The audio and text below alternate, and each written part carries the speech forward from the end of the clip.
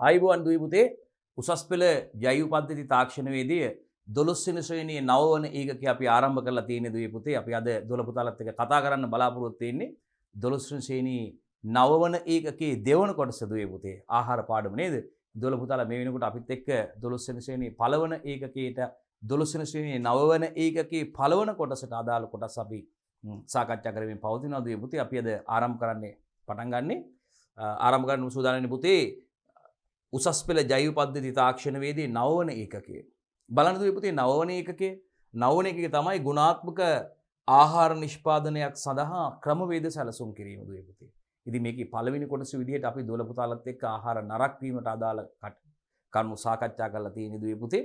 අපි අද බලාපොරොත්තු වෙන දොළ පුතාලත් එක්ක මේ 9 වන ඒකකයේ දෙවන කොටස විශේෂයෙන්ම මේ ආහාර පරිරක්ෂණ ක්‍රමවේද පිළිබඳව කතා කරන්නයි දුවේ පුතේ සූදානම් වෙන්නේ. දෙවනි කොටස තමයි පුතේ ආහාර පරිරක්ෂණ මූලධර්ම අනුගමනය කර ආහාර පරිරක්ෂණ ක්‍රමවේද සැලසුම් කරයි. රයිට්? අපි මෙතනදී බලනවා මොකද්ද මේ ආහාර පරිරක්ෂණය කරන්න කියලා. ඇයි අපි ආහාර පරිරක්ෂණය කළ යුත්තේ? මොනවද ආහාර පරිරක්ෂණයේ වැදගත්කම්? අතීතයේදී භාවිතා කරපු සම්ප්‍රදායික ආහාර පරිරක්ෂණ ක්‍රම මොනවද? ඒ ආහාර පරිරක්ෂණ ක්‍රමවලදී භාවිතා වන මූලධර්ම, ඒ වගේම නවීන ආහාර පරිරක්ෂණ ක්‍රම ගැන දුවේ පුතේ අපි බලාපොරොත්තු වෙන දොළ පුතාලත් එක්ක කතා කරනවා. විශාල කාල පරිච්ඡේද සංඛ්‍යාවක් තියෙන 12 වෙනි ශ්‍රේණියේ විශාලම ඒකකයේ විදිහට සැලකුවත් වරදක් නෑ පුතේ. කොටස් ඒකක මේ ඒකකය විශාලම ඒකකය කිව්වත් ගැටලුවක් නෑ. මොකද ඒ තරම් විශාල කාලපරිච්ඡේද සංඛ්‍යාවක් අඩංගු පාඩමක් විදිහට අපිට මේ 9 වන ඒකකයේ සලකන්න පුළුවන්. විභාගෙදිත් එහෙමයි දුවේ පුතේ. වැඩිපුර බහුවර්ණ ප්‍රශ්න අහන ඒකකයක් පුතේ. ඒ වගේම හැමදෑම වගේ විභාගයට සුපුරුදු පරිදි පුතේ ව්‍යුහගත මාදලී ප්‍රශ්න වගේම රචනා මාදලී ප්‍රශ්න හොඳටම අහන ඒකකයක් විදිහට අපිට මේ 9 වන ඒකකය හඳුන්වා දෙන්න පුළුවන්. හොඳයි දුවේ පුතේ අපි ආරම්භ කරනවා. ආහාර පරිරක්ෂණ මූලධර්ම අනුගමනය කරලා කොහොමද අපි මේ ආහාර පරිරක්ෂණ ක්‍රමවේද සැලසුම් කරන්න කියන එක. රයිට්? අපි බලමු ආහාර පරිරක්ෂණය කියන එක ගැන දුල පුතාලගෙන් ඇහුවොත් දුල පුතාලට මොන වගේ අදහසක්ද දුවේ පුතේ ඉන්නේ මේ ආහාර පරිරක්ෂණය කියන එක. ඇයි අපි ආහාර පරිරක්ෂණය කරන්නේ? පුතේ ඇයි අපි ආහාර පරිරක්ෂණය කරන්නේ? දැන් සමහර ආහාර අපි දන්නවා කිරි මස් බිත්තර වගේ ආහාර අපි දන්නවා දිගු කාලයක් ගබඩා කරලා තියාගන්න බෑ අපිට. ඉතින් දිගු කාලයක් දීර්ඝ කාලයක් ගබඩා කරලා තියාගන්න බෑ. ප්‍රශස්ත පරිසර තත්ත්වයට උනොත් අපිට ගබඩා කරලා තියෙන කාලේ සීමා සහිත වෙනවා. සීමිත කාලයක් තමයි ගබඩා කරලා තියන්න වෙන්නේ. ඒ වගේම සමහර ආහාර වර්ගයක් තියෙනවා පුතේ අපිට මේ ආහාරවල ආයු කාලය වැඩි කරගන්න ජීව කාලය වැඩි කරගන්න අපිට ආහාර පරිරක්ෂණය කරන්න වෙනවා පුතේ. ඉතින් ඒ සඳහා විශේෂයෙන්ම පරිරක්ෂණ මූලධර්ම භාවිතා වුණා පුතේ. විශේෂයෙන්ම ආහාර නරක වීමට හේතු වන ක්ෂුද්‍ර ජීවීන්ගේ ක්‍රියාකාරීත්වය නිෂේධනය කිරීම මගින් දුවේ පුතේ අපි බලාපොරොත්තු වෙනවා මේ ආහාර කල් තබා ගැනීම. ඉතින් විශේෂයෙන්ම බොහෝ විට උත්සාහ කරන්න පුතේ මේ ආහාර පරිරක්ෂණ ක්‍රමවේදවලදී මේ ආහාරයේ ගුණාත්මකභාවයේ හැකිතාක් නොවෙනස්ව පවත්වා ගනිමින් පුතේ. රයිට්? ආහාරයේ පෝෂණ ගුණය, රසය, වයනය, පැහැය මෙන්න මේ තත්ත්ව ගුණාත්මක ලක්ෂණ ආහාරයක හැකිතාක් නොවෙනස්ව පවත්වා ගැනීම පුතේ ආහාර නාස්තිය වළක්වගෙන ආහාර හැසිරවීම සිදු කරන ආකාරයක් විදිහට මේ ආහාර පරිරක්ෂණය ගැන අපිට කතා කරන්න පුළුවන් පුතේ. ඉතින් මගින් අපිට විශේෂයෙන්ම ආහාර සුරක්ෂිතතාවය ඇති කර ගැනීම සඳහාත් පුතේ ආහාර පරිරක්ෂණය වැදගත් වෙනවා. ඉතින් බලන්න විශේෂයෙන්ම මේ සම්ප්‍රදායික ක්‍රම අතීතයේ ඉඳන් අපේ මුතුන් මිත්තු මේ දේවල් කරගෙන ආව දොළ පුතාලා දන්නවා මේ සම්ප්‍රදායික ආහාර පරිරක්ෂණ ක්‍රම ගැන කතා කරද්දී පුතේ අපිට කතා නොකරම ඉන්න බැරි දේවල් තියෙනවා දුවේ පුතේ නේද? විජලනය ආහාර විජලනය කරන ආකාරය පුතේ වියලීම, දුම් ගැසීම, දුමේ වේලා ගැනීම අවුවේ වේලා ගැනීම සිදු කරා පුතේ මේ සූර්ය තාපයේ භාවිතා කරලා අවුවේ වේලා ගැනීම සිදු කරලා තියෙනවා. ඒ වගේම දුමේ වේලනවා නේද පුතේ? ඉතින් විශේෂයෙන්ම අතීතයේදී අපි දන්නවා මේ අපි ගම්වල කොස් දෙල් හදන වැඩිපුර හැදෙන කාලෙට පුතේ මේ අස්වැන්න අපි කියනවා වැක්කිරෙන්න හැදෙනවා කියලා සාමාන්‍ය කියනකොට. ඉතින් මේ අතිරික්ත ප්‍රමාණයක් නේද ප්‍රයෝජනෙට අරගෙනත් වැඩිපුර තියෙනවා පුතේ. මෙන්න මේ ආකාරයට මේ අස්වැන්න අතිරික්තව තියෙන කාලවලදී පුතේ මේ අවාරයේදී මේ අස්වැන්න වලින් මේ වගේ ප්‍රයෝජන ලබා ගන්න අපිට ඔයගොල්ලෝ දන්නවා අපේ කිරියම්මලා අපේ මුතුන් මිත්තෝ අපේ ඥාති ඒගොල්ලෝ මේවා පරිරක්ෂණය කරන්න කටයුතු ක්‍රමවේද අනුගමනය කරා දරුවනේ. ඉතින් අපි අටකොස් කියලා බහලා තියෙනවා මේ කොස් දෙල් වගේ දේවල් පුතේ වේලනවා. මේ අස්වැන්න වැඩිපුර තියෙන කාලෙට ඇති වෙන්න කාලා මේ වගේ මේවා අරගෙන පුතේ මේ කොස් මදුළු අරගෙන ගලවලා අරගෙන ඒවා සාමාන්‍යයෙන් උණු වතුරේ උණු ජලය දාලා තම්බලා මිනිත්තු කීපයක් නටන ජලයේ තියලා අරගෙන ඒවා වේලා ගැනීම සිද්ධ කරනවා පුතේ. ඒ වගේම දෙල් වේලනවා. ඔබ දන්නවා කොස්සට ඒ විදිහට පරිරක්ෂණය කරලා තියාගන්න පුළුවන් පුතේ වේලීම් වගේ. ඊට පස්සේ මේවා නැති කාලවලදී මේවා විශේෂයෙන් අරගෙන වෙනම උණු වතුරට දාලා දැම්මම අර සාමාන්‍ය තත්ත්වයටපත් වෙනවා. ඉතින් ඒවා අවශ්‍ය විදිහට ආහාර සකස් කරන්න පුළුවන්. මැල්ලුමක් සකස් කරගන්න, ව්‍යංජනයක් විදිහට සකස් කරලා ආහාරයට ගන්න පුළුවන්. ඒ වගේම සමහර එළවලු තියෙනවා පුතේ මේවා අතිරික්ත කාලවලදී මේ වැඩිපුර තියෙන කාලවලදී අපි දන්නවා බාටු, කරවිල මේ සියලුම එළවලු වර්ග, බිම්මල් වර්ග සකස් කරන ලද බිම්මල් තියෙනවා පුතේ එළවලු. ඒ වගේම පළතුරුත් එහෙමයි දුවේ පුතේ. පළතුරුත් මේ විදිහට අපිට පරිරක්ෂණය කරන්න පුළුවන්. විශේෂයෙන්ම මේ විජලන ක්‍රම මගින් මේ වගේ ජලය ඉවත් කරලා ජල ප්‍රමාණය අඩු කරලා පුතේ අපි දන්නවා මේ ආහාරයත් එක්ක බැඳලා තියෙන ජලයත් එක්ක තමයි ප්‍රධාන වශයෙන් අපි දන්නවා ආහාරයත් එක්ක තදින් බැඳුණු ජලය තියෙනවා. අපි කියනවා බොන්ඩ් වෝටර් කියලා. ආහාරයත් එක්ක ලිහිල්වම බැඳුණු ජලය තියෙනවා. මේ ශුද්ධජීවී ක්‍රියාකාරීත්වයට බලපාන්නේ පුතේ විශේෂයෙන්ම මේ ආහාරත් එක්ක ලිහිල්වම බැඳලා තියෙන ජලය පුතේ. ඉතින් මේ තෙතමන ප්‍රමාණය අඩු කරලා ආහාරයේ ජල ප්‍රමාණය අවම කරලා පුතේ අවම මට්ටමකට ගෙනල්ලා මේ විජලනය කරලා මේ ආහාර කල් තබා ගැනීම අපිට සිදු කරන්න පුළුවන්. ඒ මගින් අපිට මේ ආහාර නාස්තිය වළක්වගෙන ආහාර සුරක්ෂිතතාවය ඇති කර ගැනීම සඳහා පුතේ මේක හේතුවක් වෙනවා. ඉතින් අතීතයේදී මේ විදිහට අපි දන්නවා මේ සාන්ද්‍රීකරණය කරනවා ආහාර විශේෂයෙන්ම පැණිවල, ලුණු ද්‍රාවණවල, සාන්ද්‍ර ද්‍රාවණවල බහා තියා ගන්නවා පුතේ. අපේ විශේෂයෙන්ම අපි දන්නවා වැඩි ජනතාව මේ විශේෂයෙන්ම දඩයම් කරන මස් ඒ ලබා ගන්න වනාන්තරයෙන් ලබා ගන්න මස් වගේ දේවල් දරුවනේ මී පැණිවල බහා කල් තබා ගැනීම සිදු කරනවා. අපි දන්නවා එතනදී එතකොට ආහාරයේ තියෙන ජලය බාහිර ආශ්‍රිතය මගින් ද්‍රාවණයට ආවට පස්සේ ද්‍රාවණයේ තියෙන ද්‍රව්‍ය මේ ආහාරයට ගමන් කරලා මේ ශුද්ධ ජීවීන්ට ජීවත් වෙන්න බැරි පරිසර තත්ත්වයක් ඒවා තුළ ශුද්ධ ජීවී ක්‍රියාකාරීත්වය නිෂේධනය වීමෙන් ඒ ආහාර පරිරක්ෂණයකට ලක් වෙනවා දරුවනේ. ලුණු ද්‍රාවණ වල දාලා තියෙනවා. ලුණු වල බහා මේ විදිහට තියෙනවා. ඒ වගේම මේ ජාඩි දැමීමත් ඔබ අහලා ඇති දරුවනේ. ජාඩි දානවා මාළු වලින් නේද? ගොරකයි ලුණු තට්ටුවක් ගොරක ලුණු ඒ විදිහට දාලා ඒ අතරට මේ මාළු දාලා ජාඩි සකස් කිරීමක් සිදු කරනවා. දකුණු පළාතේ ජනතාව ඉතාම රසවත්ව මේක සිදු කරනවා මේ ආහාර සකස් කිරීම. ඒ විදිහට මේ වියලීමේ ක්‍රම භාවිතා කරනවා දරුවනේ. අපි කියව දුමිය වේලීම, අවුවේ වේලීම. ඒ විදිහට මේ විජලන ක්‍රම භාවිතා කරලා තියෙනවා දරුවනේ ආහාර පරිරක්ෂණය කර ගැනීම සඳහා අතීතයේ ඉඳන්. දැන් අපි නවීන ක්‍රම ගත්තොත් ටින් කිරීම තියෙනවා දරුවනේ, පැස්චරීකරණය, ඒ වගේම ජීවාණුහරණ ක්‍රම භාවිතා කරලා, තාපය භාවිතා කරලා ආහාර මේ පරිරක්ෂණ ක්‍රමවේද භාවිතා කරලා තියෙනවා දරුවනේ. ඊට පස්සේ විකිරණ ක්‍රම භාවිතා කරනවා දරුවනේ. රයිට් ඒ වගේම මේ නවීන අලුතෙන් සකස් කරලා තියෙන මේ විශේෂයෙන්ම ඩ්‍රයර්ස් අපි කියනවා නැත්නම් වියලන නවීන තාක්ෂණය භාවිතා කරලා තියෙන වියලන හරහාත් පුතේ අපිට ද්‍රවමය ආහාර වගේම එළවලු පළතුරු ආදී මේ ඝන ද්‍රව කියන තත්ත්ව යටතේ තියෙන ආහාර වර්ග අපිට පරිරක්ෂණය කරන්න අවස්ථාව තියෙනවා පුතේ. නවීන තාක්ෂණික ක්‍රමවේද භාවිතා කරලා අපි කියන නවීන ක්‍රම භාවිතා කරලා ආහාර පරිරක්ෂණය කරන ක්‍රම පිළිබඳවත් මේ ඒකක යටතේදී අපි බලාපොරොත්තු වෙනවා ආදරණීය දුල පුතාලත් එක්ක කතා කරන්න. හොඳයි දුවේ පුතේ අපි බලමු මේ ආහාර පරිරක්ෂණය කියන්නේ මොකක්ද කියලා. දැන්ටමත් දුල පුතාලා දන්නවා අපි කතා කරාට පස්සේ මේ ආහාර පරිරක්ෂණය කියන එක. රයිට් අපි බලමු පුතේ. හරි ආහාර පරිරක්ෂණය යන මොකක්ද කියලා බලන්න. අපි කතා කරපු ලක්ෂණ තියෙනවද කියලා බලන්න චුට්ටක් පුතේ.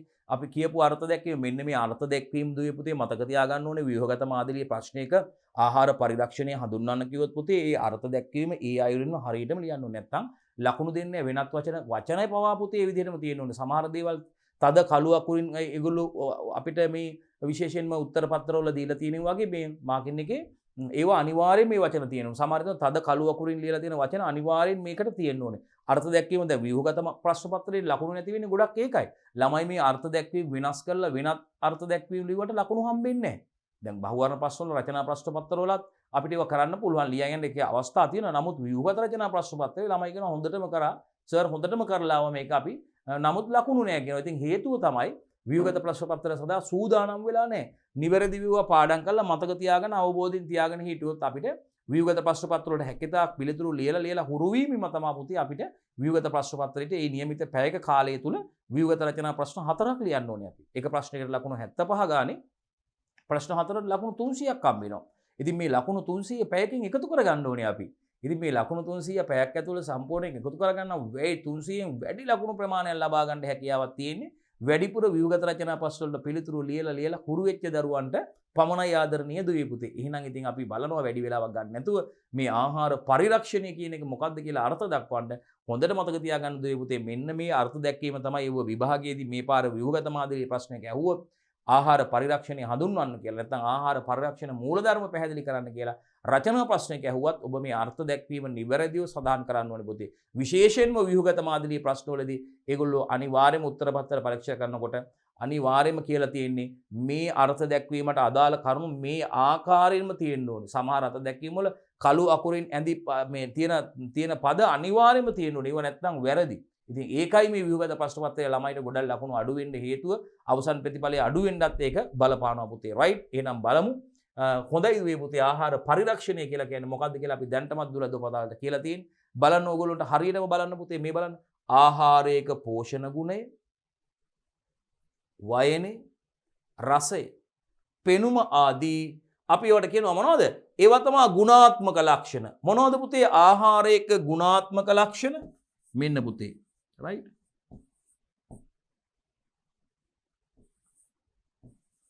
ගුණාත්මක ලක්ෂණ කාගේද? ආහාරයක. මෙන්න මේ ආහාරයක තියෙන ගුණාත්මක ලක්ෂණ. කවුද මේ ආහාරයක තියෙන ගුණාත්මක ලක්ෂණ ගත්තාම එකක් පෝෂණ ගුණය. ආහාරය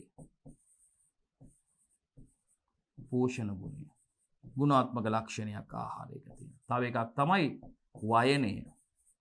ටෙක්ස්ට් එක කියලා කියන්නේ අපි.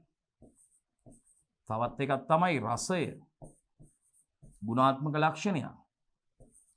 අනිත් එක තමයි පෙනුම ආහාරය. මෙන්න ගුණාත්මක ලක්ෂණ. right? ආහාරයක මෙන්න ගුණාත්මක ලක්ෂණ ටික නිල් පාටින් මම රවුම් කරන්නම්. පෝෂණ ගුණය.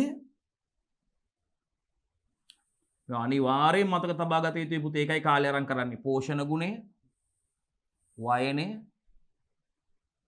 රසය, පෙනුම. right? පහළනොත් ඒකමයි තියෙන්නේ. ආහාරයක පෝෂණ ගුණය, ආහාරයක පෝෂණ ගුණය, වයනය, ඒ වගේම රසය, ඒ වගේම පෙනුම ආදී ගුණාත්මක ලක්ෂණ. මෙන්න මේවා තමයි ගුණාත්මක ලක්ෂණ. හැකිතාක් නොවෙනස්ව පවත්වා ගනිමින්. ඔව් හරි. ගුණාත්මක ලක්ෂණ හැකිතාක් නොවෙනස්ව පවත්වා ගනිමින් ආහාර නරක් වීමට බලපාන සාධක මොනවා වීමටද පුතේ? ආහාර නරක් වීමට බලපාන සාධක කොහොමද? කෘත්‍රිමව පාලනය කර. ආහාර නරක් වීමට බලපාන සාධක කොහොමද පාලනය කරන්නේ? කෘත්‍රිමව පාලනය කර. ඒ වගේම නාස්තිය වළකනවා. නාස්තිය වළක්වා. right? අපි ඒ ටික වෙනත් පෑනකින් ලියමු. ඒ ටික අපි වෙනත් පෑනකින් ලියමු. right? අපි රතු පාටින් ගමු ඒක. වෙනත් වර්ණයකින් ගමු අපි බලන්න. right? ආහාර නරක් වීමට බලපාන සාධක කෘත්‍රිමව පාලනය කර. මොකක්ද එහෙම? නරක් වීමට බලපාන සාධක කෘත්‍රිමව පාලනය කරගත්තට පස්සේ ආහාර නාස්තිය අවම වෙනවනි පුතේ. right? ආහාර නරක් වෙන්නේ නැතුව පවත්වා ගන්නවා කියන්නේ ආහාර නරක් වුණොත් විනාශ වෙලා යන්නේ පුතේ. ආහාර නරක් වුණොත් තමයි විනාශ වෙලා යන්නේ. right? එහෙනම් හරි. ආහාර නරක් වීමට බලපාන සාධක කෘත්‍රිමව පාලනය කර. මොකද්ද වළක්වන්නේ? නාස්තිය වළක්වා. අන්න කෘත්‍රිමව පාලනය කරාට පස්සේ ආහාර නරක් වීමට හේතු වන සාධක පුතේ ආහාර නාස්තිය වළක්ව ගන්න පුළුවන්. නාස්තිය වළක්වා එනම් ආහාර කල් තබා ගැනීමේ හා මොකද්ද? හැසිරවීමේ ක්‍රියාවලියයි පුතේ ආහාර පරිරක්ෂණය කියලා කියන්නේ. right? හරි. දැන් ඔබට බලන්න අපි මේ කියලා දෙන විදිහට ඔබට කතා කරන විදිහට ඔබට අනිවාර්යෙන් අවබෝධ වෙන්න ඕනේ. දැන් බලන්න තනියම කොහොමද අපි කියන්නේ? right? මතකයෙන් කියමු පුතේ කට්ටියම. ඔව්.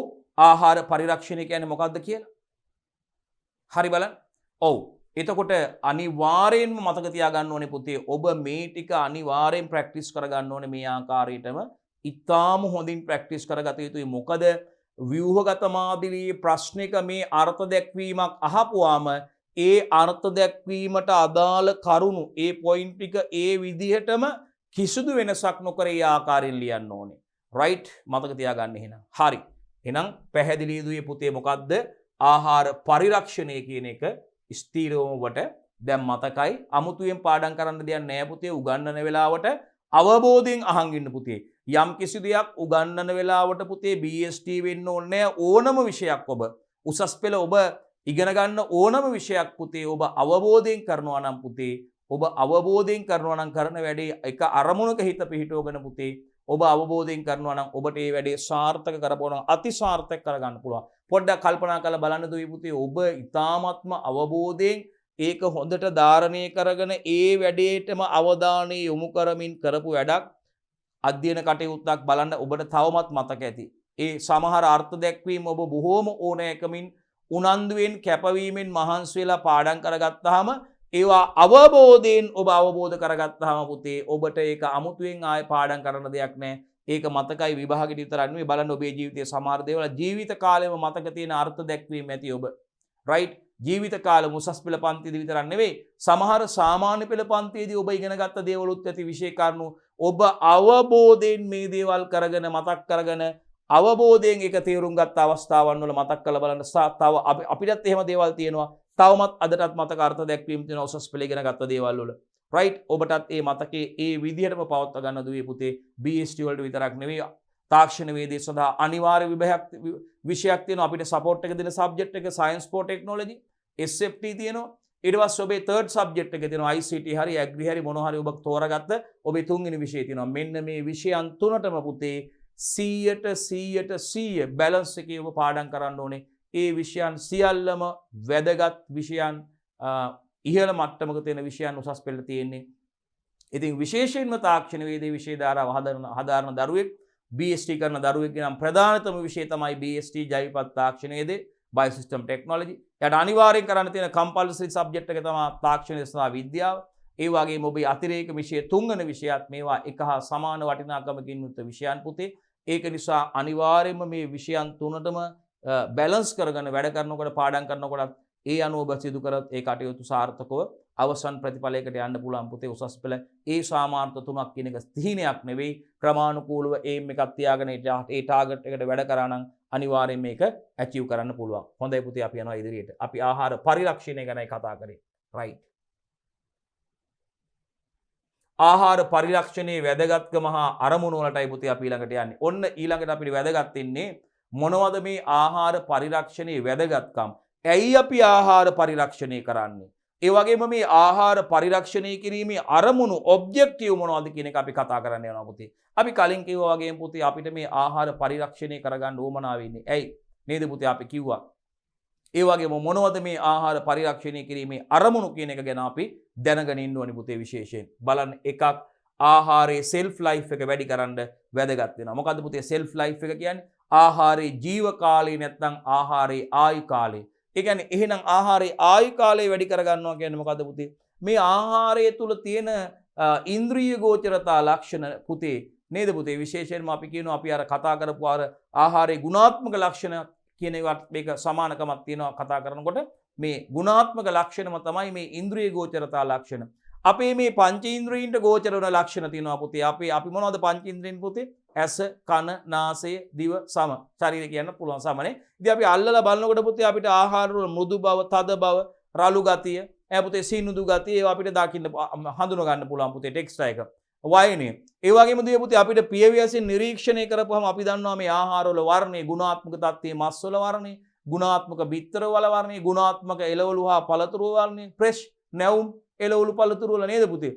ඉතින් පැහැය, ඒ වගේම සුවඳ නේද පුතේ? අපි දන්නවා ඒක අපිට ඒක ඒ දේවල් අපේ පංචේන්ද්‍රියින් මගෙන් හඳුන ගන්න පුළුවන් ලක්ෂණ පුතේ. ඉතින් මේ ආහාර විශේෂයෙන්ම මේ පරිරක්ෂණයේ වැදගත්කමක් නැත්නම් පරිරක්ෂණයේ අරමුණක් විදිහට පුතේ අපිට කියන්න පුළුවන් ආහාර පරිරක්ෂණයේ ප්‍රධාන වැදගත්කමක් අරමුණක් තමයි පුතේ ආහාරවල ෂෙල්ෆ් ලයිෆ් එක වැඩි කරගන්න පුළුවන්. එහෙම නැත්නම් ආයු කාලය නැත්නම් ජීව කාලය කිව්වත් ප්‍රශ්නයක් නෑ පුතේ. ආහාරවල ආයු කාලය වැඩි කර ගැනීම සඳහා මේ ආහාර පරිරක්ෂණයේ වැදගත්කමක් ආහාර පරිරක්ෂණයේ තවත් අරමුණක් තමයි පුතේ ෂෙල්ෆ් ලයිෆ් එක වැඩි කරගන්න එක.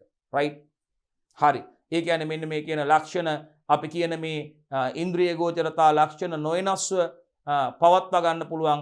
ඒ කියන්නේ පවත්වා ගන්න පුළුවන් ආහාර පරිභෝජන තත්ත්වයට සුදුසු තත්ත්වයකට තියාගන්න පුළුවන් උපරිම කාල සීමාව තමයි පුතේ අපි මේ ආහාර ඔක ආයු කාලය කියලා කියන්නේ. ආහාරයක තියෙන අපි අර කියන ගුණාත්මක ලක්ෂණ අපි කියව ආහාරයක වයනේ, ආහාරයක පැහැය, ආහාරයක රසය, සුවඳ කියන මෙන්න මේ ගුණාත්මක ලක්ෂණ පුතේ හැකිතාක් නොවෙනස්ව අපිට පවත්වා ගන්න පුළුවන් උපරිම කාලයක් තියෙනවා පුතේ.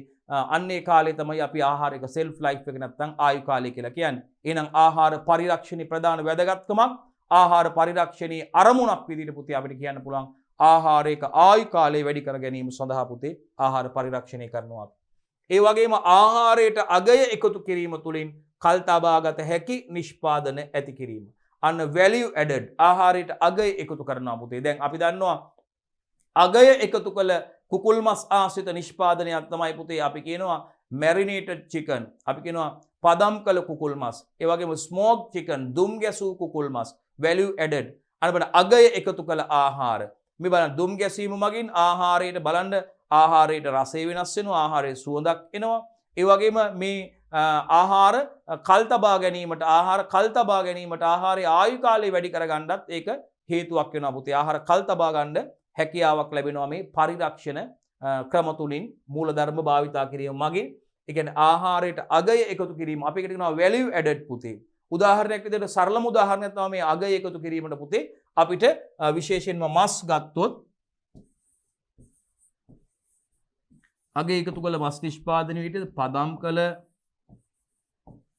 කුකුල් මස්, ඒ වගේම අංක 2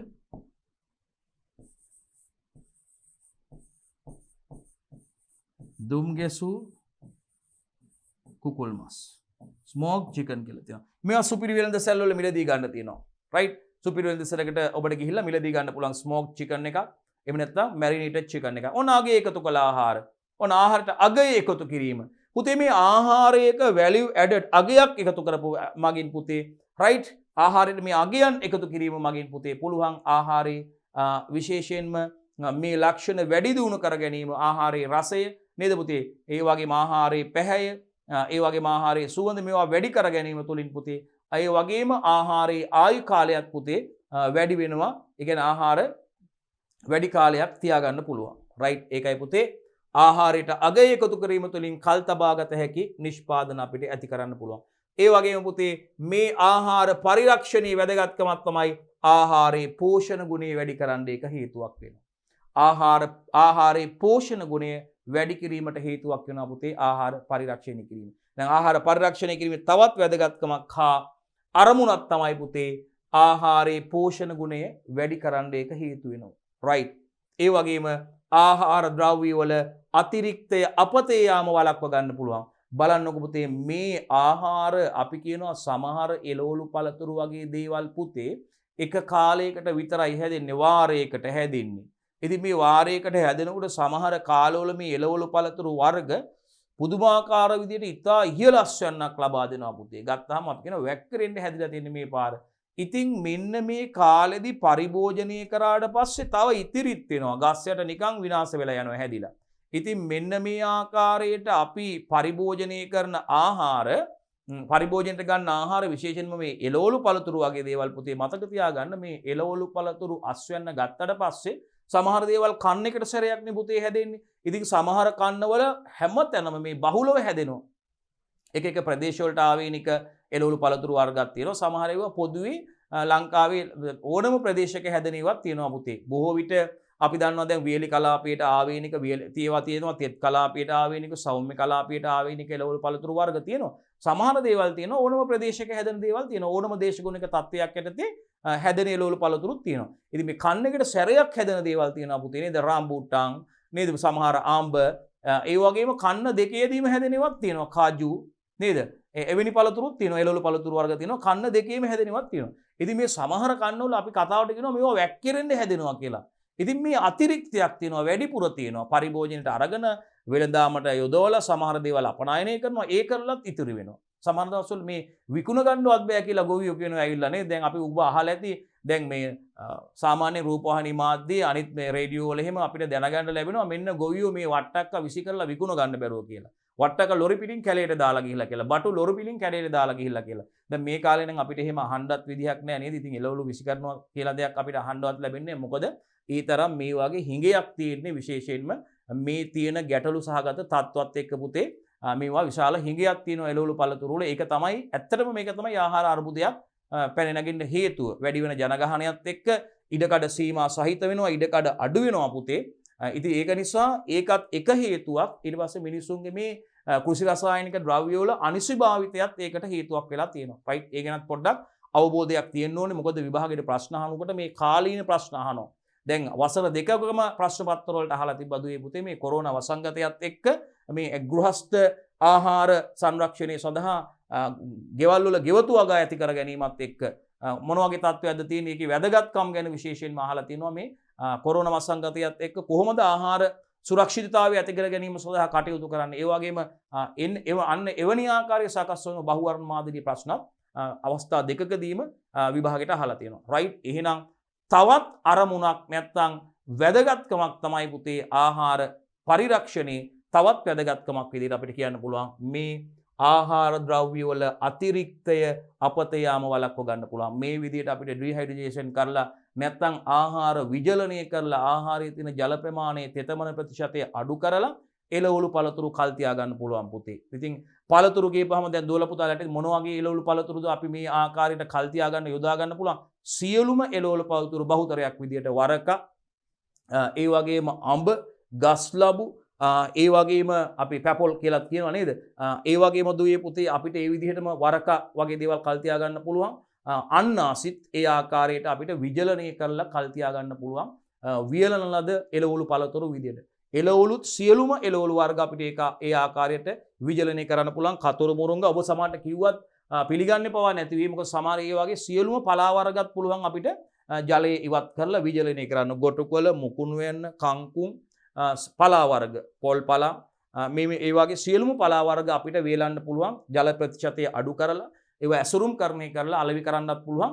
ගෘහස්ත පරිභෝජනයට යොදා ගන්නත් පුළුවන්. සාමාන්‍ය එක නැවත වතුරට දාපුවාම අර සාමාන්‍ය කොලයක තත්ත්වයට වගේම පත් වෙනවා. ඊට පස්සේ අපිට අවශ්‍ය කරන ආහාරය එකකින් හදා ගන්න පුළුවන්. ගොටුකොළ, සලාද වගේම මැල්ලුම් අවශ්‍ය විදිහට සකස් කර ගන්න පුළුවන් මේ විජලනය තුලින්. ඒ වගේ එළවලු වර්ග ගත්තාම පුතේ කෙසෙල් මූලින් පටන් ගත්තාම වැටකුළු, කරවිල, බටු, ඒ වගේම එළවලු වර්ග, බණ්ඩක්කා, සියලුම එළවලු වර්ග අපිට මේ ආකාරයෙන් බහුතරයක් එළවලු වර්ග පුතේ අපිට විජලනය මගින් කල් තබා ගන්න පුළුවන්, පරිරක්ෂණය කරන්න පුළුවන්. ඉතින් මේ පරිරක්ෂණය සඳහා අපිට විශේෂයෙන්ම ශූන්‍යතාපය භාවිතා කරන්න පුළුවන්. ඉතින් ශූන්‍යතාපයේ කෙලින්ම ඍජුව සූර්ය ආලෝකයට නිරාවරණය කර ගැනීමේ අවාසි වාසි ගොඩක් තියෙනවා අපිට. මේක අපිට කන්ට්‍රෝල් කරන්න බෑනේ පුතේ, පාලනය කරන්න බෑනේ. නමුත් ඒ වෙනුවට අපිට සකස් කර ගන්න පුළුවන්, නිවස් තුල සකස් කර ගන්න පුළුවන් පුතේ සෝලර් රේඩියේෂන් ඩ්‍රයර් එකක් සකස් කරලා මේ ඩ්‍රයර්ස් තුල අපිට වියලීම කරන්න පුළුවන්. ඉතින් දැන් මේ ඒකකයේ යටතේ අපි කතා කරනවා නවීන තාක්ෂණික ක්‍රමවේද භාවිතා කරලා කොහොමද මේ ආහාර වියලන සකස් කරගන්නේ කියලා. ඉතින් ඒක හොඳ ට්‍රෙන්ඩ් එකක් තියෙනවා. දේශීය වෙළඳපොළ තුල වගේම පුතේ විදේශීය වෙළඳපොළ තුලත් ඉතා ඉහළ ඉල්ලුමක් තියෙනවා පුතේ මේ විජලනය කරන ලද එළවලු සහ පළතුරු සඳහා ඉහළ ඉල්ලුමක් තියෙනවා. ඒ වගේ රසය, ඒ වගේම පෝෂණ ගුණය, ඒ වගේ වයනය වෙනස් නොවන ආකාරයට පුතේ ක්‍රමානුකූල ඒවා සකස් කර ගැනීමට හැකියාව තියෙනවා. විවිධ ආකාරයේ ඩ්‍රයර්ස් වියලන ගැන අපි කතා කරනවා. කැබිනට්ටු ආකාර වියලන, ඒ වගේම අපි අර කියපු සූර්ය වියලන, අපි කිව්වේ සෝලර් රේඩියේෂන් ඩ්‍රයර්ස් තියෙනවා. ඉතින් මේ ආකාරයට අපිට සකස් කරගන්න පුළුවන්.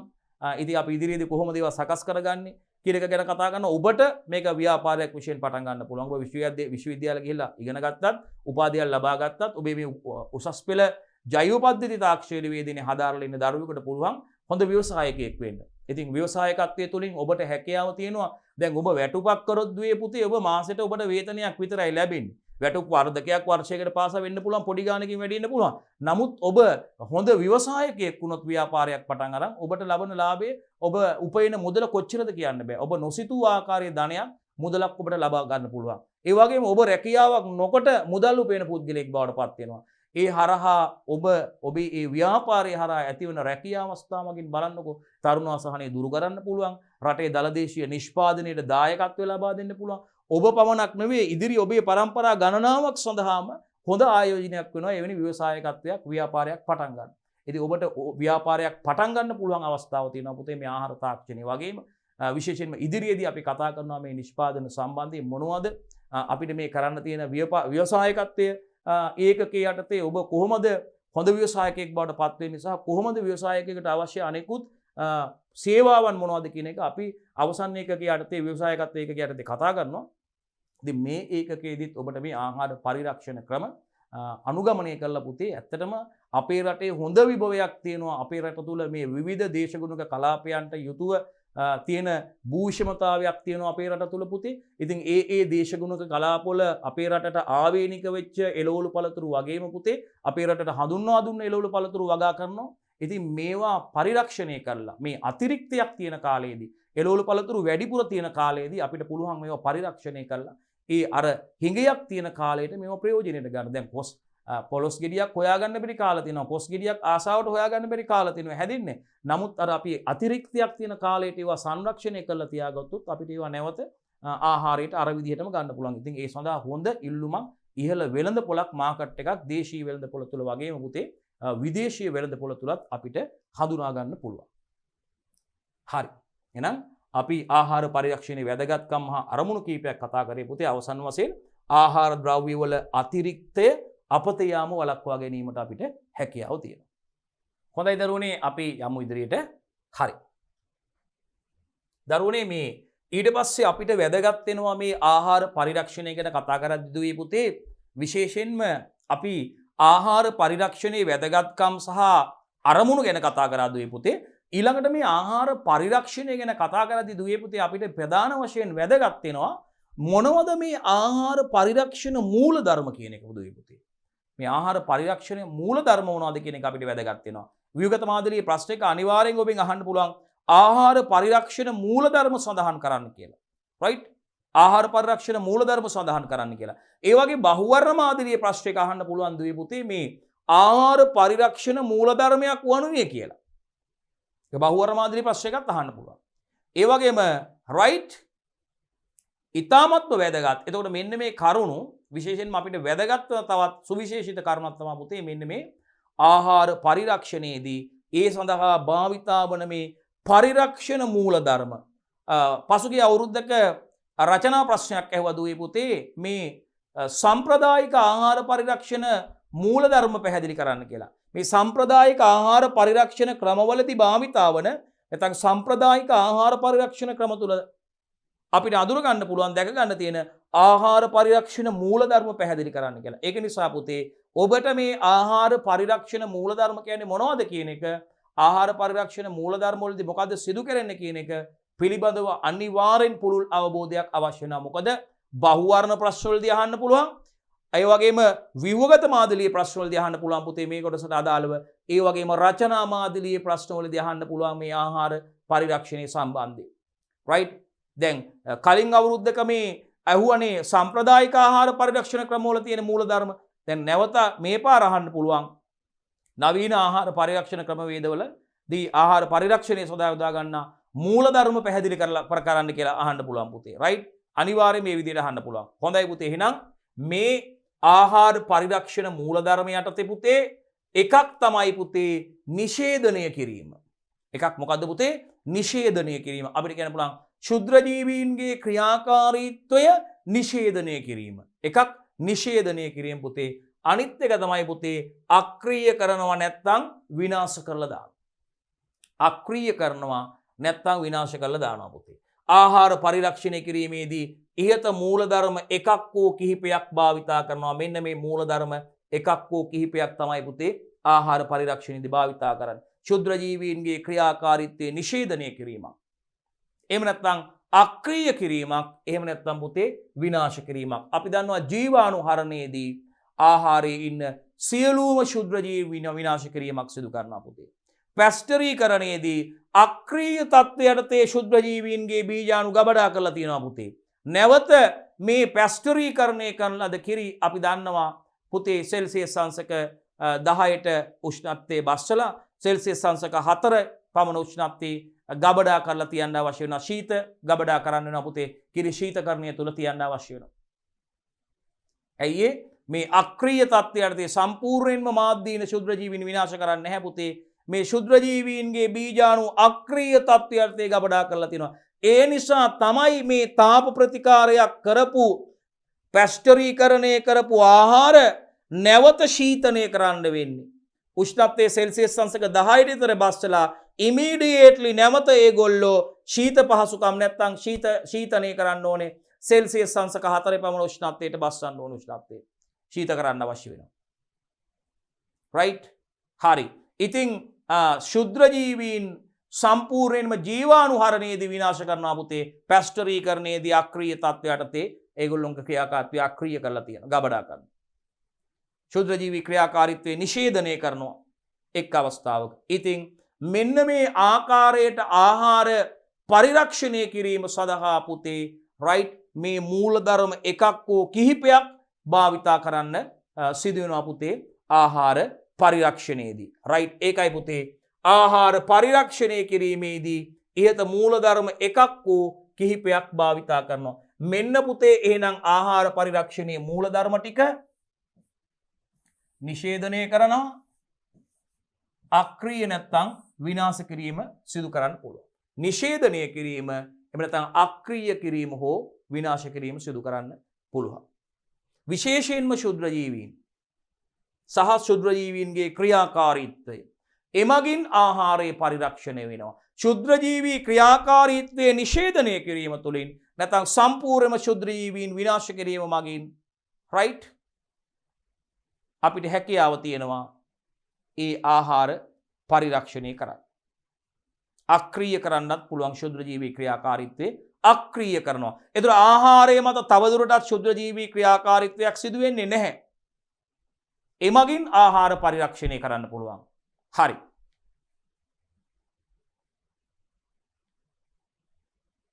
බලමු පුතේ ආහාර පරිරක්ෂණය කිරීමේ ක්‍රම හා එම එක් එක් ක්‍රමේදී යොදා ගන්නා මූලධර්ම මොනවද කියලා පුතේ. හරි. ආහාර පරිරක්ෂණ ක්‍රම ටිකක් තියෙනවා පුතේ. ඒ එක් එක් ක්‍රමේදී යොදා ගන්නා මූලධර්ම ටික තියෙනවා පුතේ. ඒ සඳහා උදාහරණ තියෙනවා මොනවද සිදු කරන ක්‍රමවේදය කියන එක. බලන්න පුතේ මාතෘකාව ආහාර පරිරක්ෂණය කිරීමේ ක්‍රම හා ආහාර පරිරක්ෂණය කිරීමේ ක්‍රම තියෙනවා පුතේ. මේ තියෙන්නේ පරිරක්ෂණ ක්‍රම. ආහාර පරිරක්ෂණය සඳහා භාවිතා කරන පරිරක්ෂණ ක්‍රම තුනයි පුතේ තියෙන්නේ. ක්‍රම ටිකයි පුතේ තියෙන්නේ. ඒ වගේම එහිදී භාවිතා කරන ආහාර පරිරක්ෂණ මූලධර්ම ටික තියෙනවා පුතේ. ඒ සඳහා උදාහරණ නැත්තම් නිදසුන් තියෙනවා. එහෙනම් පුතේ ආහාර පරිරක්ෂණය කිරීමේ ක්‍රම එම එක් එක් ක්‍රමෙහිදී යොදා ගන්නා මූලධර්ම පිළිබඳවයි පුතේ අපි දැන් සාකච්ඡා කරන්න යන්නේ. රයිට් බලමු. පළවෙනි ආහාර පරිරක්ෂණ ක්‍රමය හරි ජල ක්‍රියාකාරීත්වය බලමු. ආහාර පරිරක්ෂණ ක්‍රමයේදී ඔව් හරි අපිට විශේෂයෙන්ම අපි දන්නවා මේ ජල ක්‍රියාකාරීත්වය ගැන කතා කරනකොට පුතේ ආහාරයේ තෙතමන ප්‍රමාණය ගැන කතා කරනකොට පුතේ ආහාර නරක් වීමට බලපාන භෞතික සාධකයක් විදිහට පුතේ අපිට මේ ආහාරයක තෙතමන ප්‍රමාණය ගැන කතා කරන්න පුළුවන්. රයිට් අපි පළවෙනි කොටසේදී මේ ආහාර නරක් වීමට බලපාන භෞතික සාධකයක් යටතේ පුතේ මේ තෙතමනය උෂ්ණත්වය වගේ සාධක ගැන දුවේ පුතේ අපි කතා කරා. බාහිරින් අපද්‍රව්‍ය එකතු වීම පුතේ අපි දන්නවා නේද ආහාරයට බාහිරින් දූවිලි ඒ වගේම වෙනත් අපද්‍රව්‍ය එකතු වීම ගැනත් කතා කරා පුතේ භෞතික ලක්ෂණ යටතේ. එතකොට පුතේ මේ තෙතමන ප්‍රමාණය ගත්තාම අපි දන්නවා මේ ආහාරයත් එක්ක ජල ප්‍රමාණය ගැන කතා කරද්දී ආහාරය අඩංගු ජලය ගැන කතා කරනකොට ආහාරයත් එක්ක තදින්ම බැඳිලා ඉන්න ජලය තියෙනවා පුතේ අපි ඒකට කියනවා බොන්ඩ් වෝටර් කියලා. ආහාරයත් එක්ක තදින් බැඳුණු ජලය. ඒ වගේම ආහාරයත් එක්ක ලිහිල්වම බැඳිලා තියෙන ජලය තියෙනවා පුතේ. රයිට්. මෙන්න මේ ශුද්‍ර ජීවී ක්‍රියාකාරීත්වයේ සඳහා බොහෝ විට හේතු වන්නේ පුතේ මෙන්න මේ ආහාරයත් සමග ලිහිල්වම බැඳිලා තියෙන ජලය. රයිට්. එතකොට මෙන්න මේ ජල ක්‍රියාකාරීත්වය රයිට් පිළිබඳව කතා කරද්දී පුතේ පරිරක්ෂණ ක්‍රමයක් විදිහට පුතේ අපිට ඒකෙදී විශේෂයෙන්ම යොදා ගන්නා පරිරක්ෂණ මූලධර්මයේ විදිහට පුතේ අපිට නිෂේධනය කිරීම හඳුන්වන්න පුළුවන්. උදාහරණයක් විදිහට පරිරක්ෂණ ක්‍රමයක් විදිහට මේ ජල ක්‍රියාකාරීත්වය පිළිබඳව ඒවා ආහාරයේ අඩංගු ජල ක්‍රියාකාරීත්වය අඩු කරන්න පුතේ. එතකොට එහෙනම් ඒ සඳහා අපිට උදාහරණයක් විදිහට පුතේ වියලීම ලුණු දැමීම සිදු කරන්න පුළුවන් පුතේ. මේ ලුණු දැමීමේදී මොකද වෙන්නේ පුතේ? ආහාර සාන්ද්‍ර ලුණු ද්‍රාවණයක බහාලීමෙන් පුතේ ආහාර සාන්ද්‍ර ලුණු ද්‍රාවණයක බහාලීමෙන් මොකද වෙන්නේ? ආහාරයේ තියෙන ජලයේ බාහිර ආශ්‍රිතය මගින් පුතේ මේ ද්‍රාවණයට ගමන් කරනවා. රයිට් හරි. එතකොට පුතේ මේ අපිට කියන්න පුළුවන් දැන් මේ ද්‍රාවණයේ තියෙන ද්‍රව්‍ය ආහාරය තුලට ගමන් කිරීමෙන් මොකද වෙන්නේ පුතේ? අර ආහාරය තුල ශුද්‍රජීවී ක්‍රියාකාරීත්වය නිෂේධනය කරනවා පුතේ. වියලීම මගිනුත් එහෙමයි පුතේ. වියලීමේදී ආහාරයේ තියෙන තෙතමනය ඉවත් වෙනවා පුතේ. ඒ තෙතමනය ඉවත් වීම මගින් අර ශුද්‍රජීවීන්ගේ ක්‍රියාකාරීත්වයේ සඳහා වැදගත් වන අර තෙතමන ප්‍රමාණය නොමැති වී යාමෙන් පුතේ ශුද්‍රජීවී ක්‍රියාකාරීත්වය මොකද වෙන්නේ? නිෂේධනය වෙලා යනවා පුතේ. රයිට් ජල ක්‍රියාකාරීත්වය ගැන කතා කරද්දී. ඊළඟට හරි. ඊළඟ ක්‍රමය pH අගේ අඩු කිරීම. ආහාරයක pH අගේ අඩු කිරීම. අපි දන්නවා විශේෂයෙන්ම pH අගේ ගත්තාම ආහාර නරක් වීමට බලපාන ප්‍රධානතම රසායනික සාධකයක් තමයි පුතේ pH අගේ. මොන සාධකයක්ද දුවේ පුතේ? රසායනික සාධකයක් තමයි පුතේ pH අගේ. එතකොට පුතේ අපි දන්නවා උදාසීන pH අගයන්හිදී පුතේ. ඒ කියන්නේ pH 6.8ත් මේ pH 7.5 අතර වගේ රයිද pH 7 දින උදාසීන කියන්නේ අපි pH 6.8ත් 7.5ත් වගේ මේ උදාසීන pH අගයන්හිදී තමා පුතේ මේ බොහෝමයක් ශුද්‍රජීවී ක්‍රියාකාරීත්වයන් සිදු වෙන්නේ පුතේ උදාසීන pH අගයන්හිදී. රයිට් එහෙනම් අපි දන්නවා මේ pH අගය අඩු කිරීම මගින් පුතේ අපි කියනවා ආහාරවල pH අගය අඩු කිරීම. එන අයන්නෙන් අයන්න pH අගය අඩු වෙනවා කියන්නේ මොකද්ද? ආම්ලික තත්ත්වයට පත් කරනවා පුතේ. කියන මාධ්‍ය ආම්ලිකතාවයක් ඇති වෙනවා පුතේ. මතක තියාගන්න ඕනේ. හැබැයි මේ බොහෝ බැක්ටීරියා ක්‍රියාකාරීත්වයේ පුතේ මේ ආම්ලික මාධ්‍යයේදී නිෂේධනය වුණාට සමහර ක්‍රියාකාරීත්වය සමහර දිලීර මේ ආම්ලික මාධ්‍යයේත් ක්‍රියාත්මක වෙනවා. බොහෝ විට බලන්නකො මේ අපි දැන් විශේෂයෙන්ම බොහෝ විට ගත්තාම මේ ඇඹුල් සහිත ආහාර වර්ග අපි කියනවා ලුණු අපි කියන ලුණු දෙහි දැන් දෙහි වගේ දේවල් අපි දන්නවා ඒ වගේ අම්ලනේ තියෙන්නේ ඇඹුල් සහිත ආහාරනේ ඒ වගේම සියඹල වගේ ආහාර ගොරකා වගේ දේවල් පුතේ සකස් කරන ආහාර මේ බැක්ටීරියා ක්‍රියාකාරීත්වයේ මේ ආම්ලිකතාවය නිසා නිෂේධනය වුණත් ඒවා තුල සමහර පුස් වගේ දේවල් දිලීර වර්ධනය වීමට හැකියාවක් තියෙනවා. දෙහි ලුණු දෙහි වලට ඔබ දැකලා ඇති පුස් එකතු වෙලා තියෙන අවස්ථා. ඒ වනාර ගොරකා වලට අමරන ලද ගොරකා වලට ගොරකා ක්‍රීම් වලට පුස් එකතු වෙලා තියෙන අවස්ථාවක්. මේ සියඹල එකතු වලට පුස් එකතු වෙච්ච අවස්ථාවක් ඔබ දැකලා ඇති. මේ අන්නේ සමහර දිලීර වල ක්‍රියාකාරීත්වය ඒවා තුල මේ ආම්ලික මාධ්‍යයේදී වර්ධනය වීමක් සිද්ධ වෙනවා. ඒකත් පැහැදිලිව මතක තියාගන්න ඕනේ. බොහෝමයක් බැක්ටීරියා ක්‍රියාකාරීත්වයේ පුතේ මේ ආම්ලික අඩු pH අගයන්හිදී නිෂේධනය වීමකට ලක් වෙනවා. ඒක නිසා ඒක ඔබ ඉතාමත්ම හොඳින් මතක තියාගන්න දුවේ පුතේ. එහෙනම් පුතේ pH අගය කියලා කියන්නේ පුතේ හරිද? ආහාර නරක් වීමට හේතු වන රසායනික සාධකයක් පුතේ. බොහෝමයක් ශුද්‍ර ජීවීන්ගේ ක්‍රියාකාරීත්වයේ තියෙන්නේ උදාසීන pH අගයන්හිදී නේද පුතේ? එතකොට pH අගය අඩු වෙනකොට පුතේ pH අගය අඩු කිරීම මගින් බොහෝමයක් බැක්ටීරියා ක්‍රියාකාරීත්වයේ නිෂේධනය වෙනවා. අයන්නෙන් අයන්න මතක තියාගන්න pH අගය අඩුයි කියන්නේ මාධ්‍ය ආම්ලිකයි. එහෙනම් මේ සඳහා සිදු කරන ක්‍රියාවලිය මොනවද? පැසවීම හා ආම්ල එකතු කිරීම. පැසවීමේ ක්‍රියාවලිය ඇසිටික් අම්ල පැසවීම, මධ්‍යසාර පැසවීම, ලැක්ටික් අම්ල පැසවීම. මතකද විනාකර නිෂ්පාදනය එහෙම ඔබට මධ්‍යසාර නිෂ්පාදනය මතකද?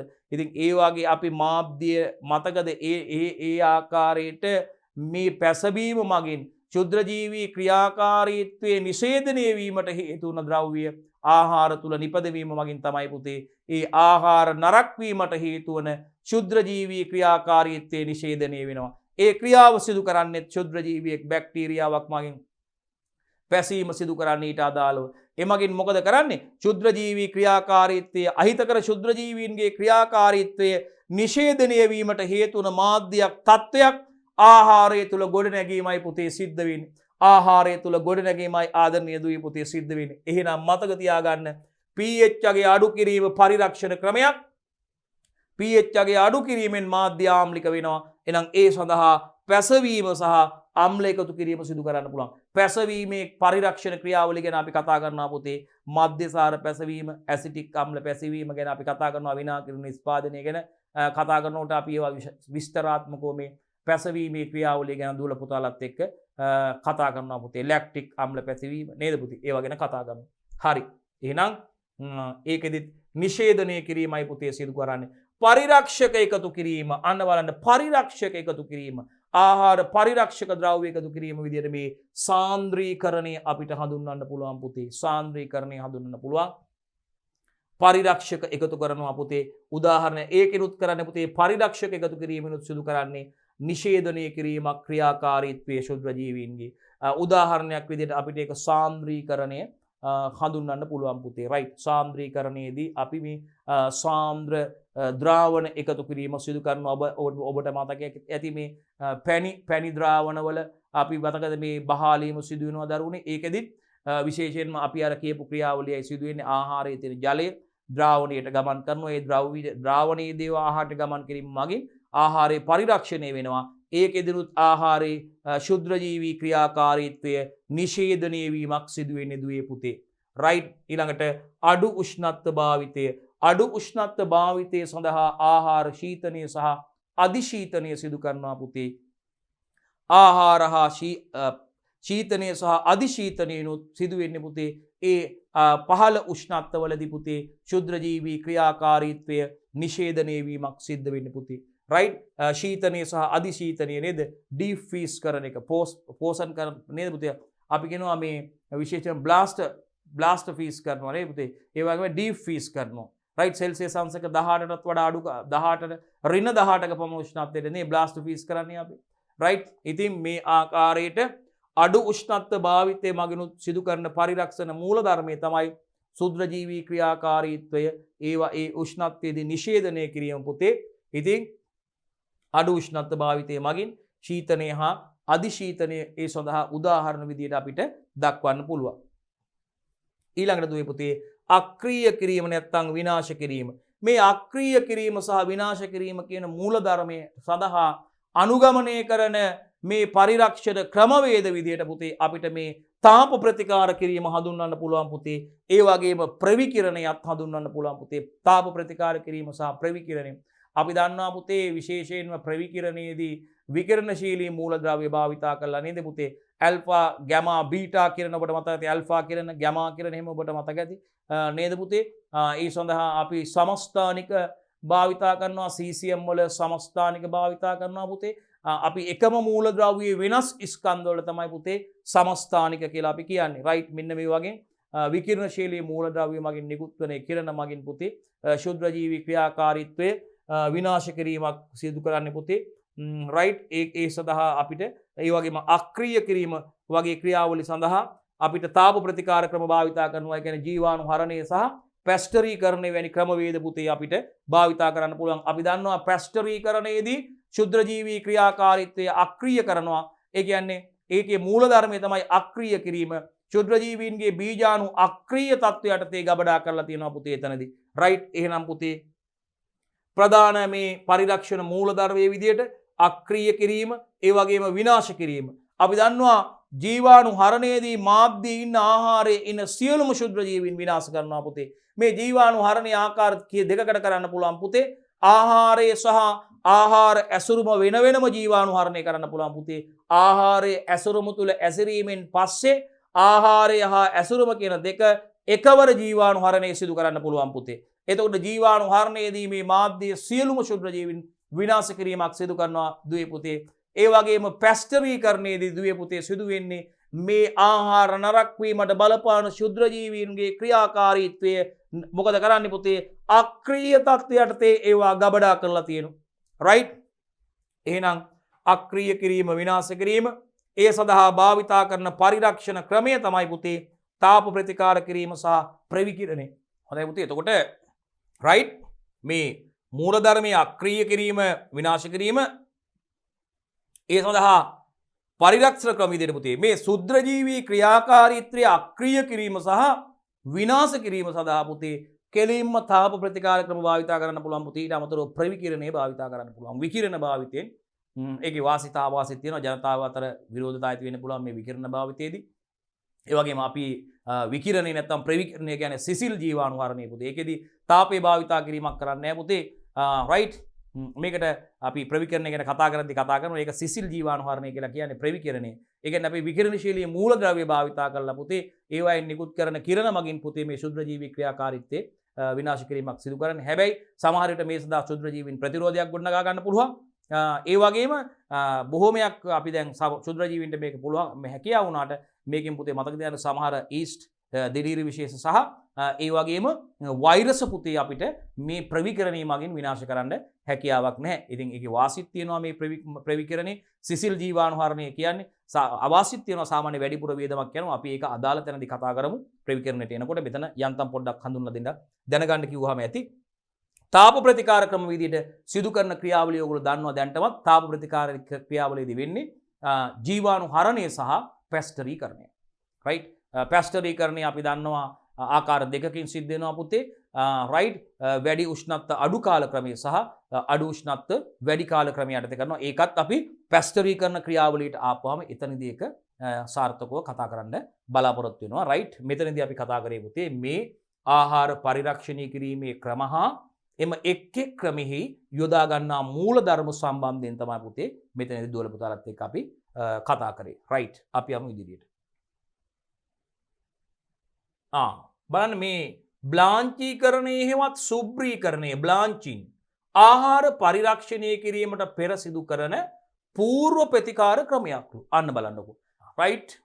පුතේ එතකොට මේ බ්ලාංචීකරණය ගැන කතා කරනකොට මට මතක් වුණේ දුවේ පුතේ මේ අවුරුද්දක එක්තරා අවුරුද්දක කෙලින්ම රචනා ප්‍රශ්නක දුවේ පුතේ මේ බ්ලාංචීකරණ ක්‍රියාවලිය පැහැදිලි කරන්න. ආහාර පරිරක්ෂණයේදී භාවිතා කරන බ්ලාංචීකරණ ක්‍රියාවලිය පැහැදිලි කරන්න කියලා පුතේ කෙලින්ම රචනා ප්‍රශ්නයක් අහලා තිබා රචනා මාධ්‍යයේ. ඉතින් ඕක සුබ්‍රීකරණය කියන්නේටත් ඒකට බලන්න. මතක ගන්න. බ්ලාංචීකරණය සුබ්‍රීකරණය කියන දෙකම එකක්. මේ ආහාර පරිරක්ෂණය කිරීමට පෙර භාවිතා කරන పూర్ව ප්‍රතිකර්මයක්. දැන් මේක දැන් ওই වචනෙන් හැඳින්වුවාට අතීතයේදී අපේ මුතුන් මිත්තෝ මේ විශේෂයෙන්ම පරිරක්ෂණය කිරීමේදී කොස් දෙල් ඔයගේ දේවල් පරිරක්ෂණය කරනකොට ඒගොල්ලෝ ටිකක් නටන වතුර එකක් නටන්න තියලා කොස් ටික වැඩිපුර තියෙන අතිරික්තව තියෙන gedara පරිභෝජනයට අරන් කාලා අහල පහලටත් දීලා නෑදෑයන්ටවත් බෙදලා දීලා ඉස්සර එහෙමනේ පුතේ තිබ්බේ අපේ තිබ්බ මේ යපුම් කුෂිකර්මාන්තයන්නේ තිබ්බේ. දැන් අපිට වී ටික හදා ගන්නකොට තව කට්ටියක් මිරිස් හදනවා. තව කට්ටියක් එළවලු ටික හදනවා. තව කට්ටියක් දාන්නේ ටික හදනවා. හරි? එතකොට දැන් මේ අපිට නැති දෙයක් තව කට්ටියන්ගෙන් අපි අර නේද හුවමාරු කර ගන්නවා පුතේ. මොන හරි ලුණු වගේ දේවල් නැති දෙයක් තමයි කොහේ හරි වෙන තැනකින් කඩපිටින් හරි කොහෙන් හරි නගරෙන් ගන්න අවශ්‍ය වෙන්නේ. අනිත් සියලුම දේවල් මේ හුවමාරු ක්‍රමයක් තිබ්බේ. දැන් අපිට අපේ දාන්නේ ටික හදනකොට අපි ඒගොල්ලොන්ට දාන්නේ ටික දෙනවා. එළවලු ටික ඒගොල්ලෝ හදනකොට ඒගොල්ලෝ අපිට වට්ටක ගෙඩියක් ගෙනත් දෙනවා. ඉතින් ওই විදිහට මේ අපේ තිබ්බ කුෂිකර්මාන්තයේ පුතේ අපිට මේ ඇත්තටම මේ විශේෂයෙන්ම මේ අර ගමයි පන්සලයි නේද පුතේ මේ වැවයි දාගබයි කියන සංකල්පත් එක්ක අපේ මේ තිබ්බ කුෂිකර්මාන්තය තුල පුතේ මේ හුවමාරු ක්‍රමයක් තිබ්බා. මේ ආහාර ද්‍රව්‍ය අපි වගා කරනවා අපි හුවමාරු කරගත්තා. මුදල් වල මොනවා හරි ගන්න අවශ්‍ය වුණත් පුතේ අපිට ලුණු ගන්න ඒ වගේම ඇඳුම් වගේ දේවල් හදා ගන්න නැති දේවල් ගන්න තමයි පුතේ මුදල් වියදම් කළා මම කිසි දෙයක් මේව කළා ඒක ලබා ගන්න පුරුදුනේ පටන් ගත්තේ. ඉතින් මේ අතීතයේදී මම විශේෂයෙන් මෙතන කියන්න අවශ්‍ය වෙන්නේ අපේ කරුණ පාඩමේ කොටසට අවතීර්ණ වෙනවා නැවතත්. එතකොට පුතේ දැන් මේ කොස් දෙල් වගේ දේවල් මේගොල්ලෝ අර වැඩිපුර gedara අහල පහල කට්ටියත් එක්ක බෙදාගෙන කාලා වැඩිපුර ඉතුරු වෙන කොස් නාස්ති කරන ටික ගිහලා ඩස්බින් එකකටවත් නැත්තම් නගර සභාවටවත් නේද කොහේ හරි කුණු ගොඩකටවත් දැම්මේ නෑ. මොකද කරේ? වතුර එකක් නටන වතුර එකක් හොඳට වතුර එකක් උණු කරලා නටනකොට අර ඒකට විනාඩි දෙකක් විතර පොඩි වෙලාවක් ඒගොල්ලෝ හරියට විනාඩි දෙකක් කියලා අපි කියන්නේ පොඩි වෙලාවක් අර කපාගත්ත කොස් තීරු විදිහට කපාගත්ත කොස් ටික ඒකට දානවා. ඒකට දාලා අරගෙන අර හොඳටම බෙරි වෙනකන් තැම්බෙන්න අරින්නේ පොඩි වෙලාවක් තියලා අර ටික පෙරලා වතුර පෙරලා අරගෙන අන්න ඊට පස්සේ තමයි වියලීම කරන්නේ. අන්න පුතේ එහෙනම් ආහාර පරිරක්ෂණ ක්‍රමයක් තමයි වියලීම. වියලීමට කලින් මොකද පුතේ මේ එළවලු අන්න සුබ්‍රීකරණය නැත්තම් බ්ලාංචීකරණය සිදු කරනවා. ඒකෙදි මොකද වෙන්නේ? අර මිනිත්තු 2ක් පමණ සෙල්සියස් අංශක 100 පමණ නටන ජලයේ මේක දාලා අරගන්න. අන්න පූර්ව ප්‍රතිකාර ක්‍රමයක්. රයිට්? බ්ලාංචීකරණය නැත්තම් සුබ්‍රීකරණය කියලා හඳුන්වන්නේ ඒකට පුතේ. එහෙනම් පුතේ බලන්න බ්ලාංචීකරණයේ හෙවත් සුබ්‍රීකරණයේ බ්ලාංචින් ආහාර පරිරක්ෂණය කිරීමට පෙර සිදු කරන పూర్ව ප්‍රතිකාර ක්‍රමයක්. අපි කියවනේ මේ ආහාරයේ එක්ක අපි දන්නවා මේ ඒකෙන් ආහාරයේ මතු පිටේ ඉන්න ශුද්‍ර ජීවීන් මොකද වෙන්නේ පුතේ? විනාශ වෙනවා. මතු පිට ශුද්‍ර ජීවීන් විනාශ වෙනවා. දැන් ඇත්තටම මේ නවීන එළවලු පළතුරු විජලන ක්‍රම වලට කලින් පුතේ මේ සුබ්‍රීකරණ ක්‍රියාවලිය පූර්ව ප්‍රතිකාර ක්‍රමයක් විදිහට භාවිතා කරනවා පුතේ. ආහාර එළවලු පළතුරු මේ අපි කියනවා මේ විජලනය කරන්න කලින් මේ යන්ත්‍ර වල දාලා විජලනය කරන්න කලින් පුතේ මේ බ්ලාන්චීකරණ නැත්නම් සුබ්‍රීකරණ ක්‍රියාවලිය සිදු කරනවා දුවේ පුතේ. රයිට්. එහෙනම් බ්ලාන්චීකරණ ක්‍රියාවලිය යොදා ගන්න අවස්ථා බලන්න.